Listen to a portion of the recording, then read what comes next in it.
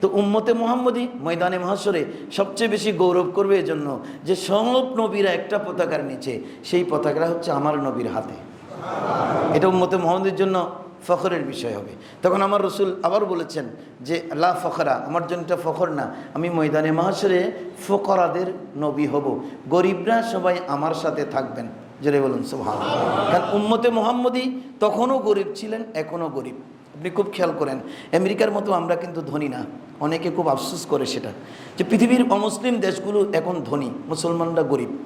আসলে আমরা গরিব নই, আমরা দুনিয়াতে হীন হায়াতে গরিবী হালতে বিচরণ করছি। ময়দানে মাহশরে আমরা থাকবো নবীর লাউল হামদের নিচে।